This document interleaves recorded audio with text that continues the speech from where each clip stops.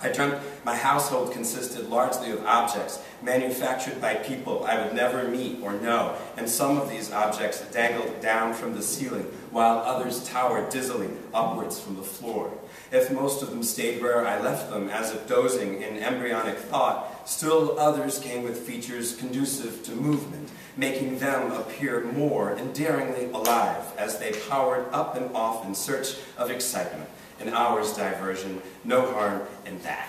Intuition stopped short of determining whether or not any of the objects kept in contact with their makers via some kind of bond, perhaps a physical connection explicable through science, or else a spiritual affinity notoriously difficult for an outside party to understand.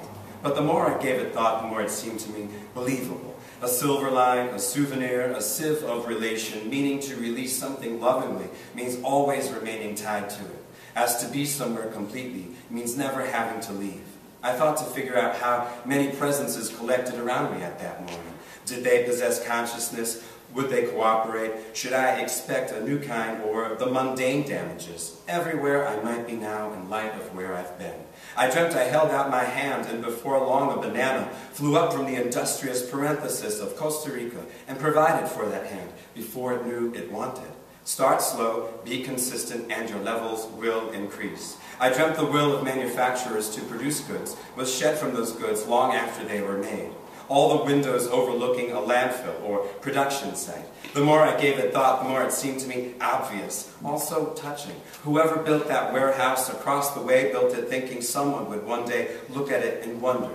Also sorrow, to keep an endless store of that feeling, to make, to provide it. That I might turn my back on a building like that will have become unthinkable tomorrow, when my sympathy with most abandoned things is effectively cut from the budget.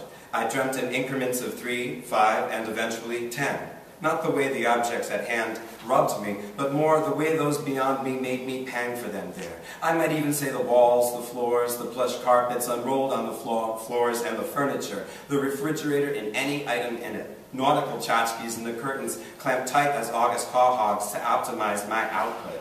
The shedding of the will, too, takes place incrementally, across decades, late at night, the little shifting in a room's air profile comparable to a ghost's entrance, if not quite equivalent. At work beyond the warehouse, everything else. Droplets on navy felt, protection sensed in a system whose products had begun to forecast accurate wants.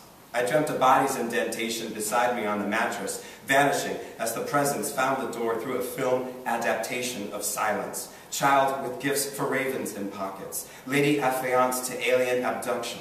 Figure of the human experiment almost over. I opened my mouth and in no time, lasagna, Chianti, a greater than expected rate of melting, atrophy, military action, and a ravenousness that shook my confidence in the hinged box I keep pin money in.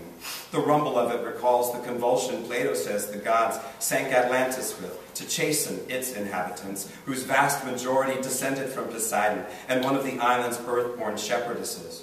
As long as divinity remained predominant in their nature, Atlanteans kept obedient to the laws of their progenitor, but over time, what was divine diminished, and love of wisdom and virtue gave way to love of wealth and luxury, which in the past had seemed merely distractions. To those who lacked the ability to see through the radiance of things, Atlanteans appeared to be thriving.